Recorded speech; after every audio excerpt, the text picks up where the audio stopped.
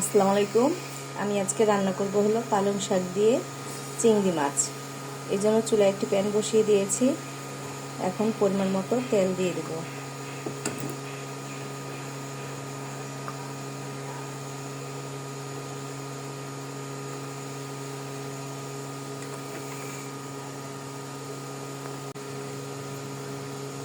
এখন পরিমাণ মতো পেঁয়াজ দিয়ে দেব।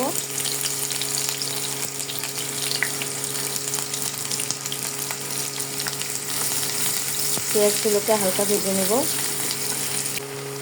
হালকা ভেজে নিয়েছি, এখন চিংড়ি মাছগুলো দিয়ে দেব।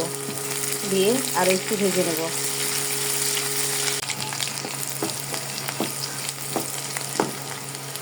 ভাজা হয়ে গেছে।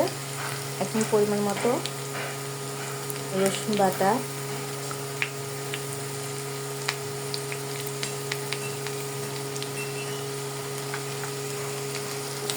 দিয়ে আরও কিছুক্ষণ ভেজে নেব। সামান্য একটু আদা দিয়ে দেব।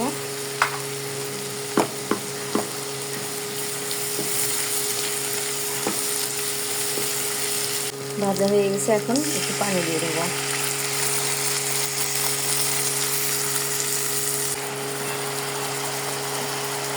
এখন পরিমাণ মতো লবণ,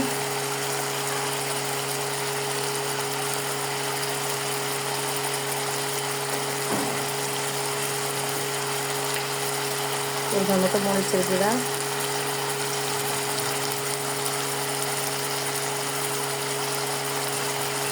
পরিমাণ মতো হলুদের গুঁড়া,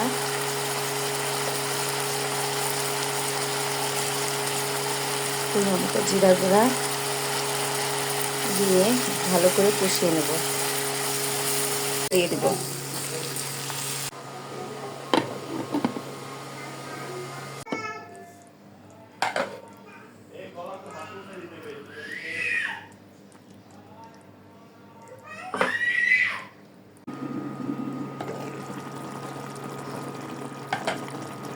এই পর্যায়ে একটা কাঁচামরিচ দিয়ে দেব।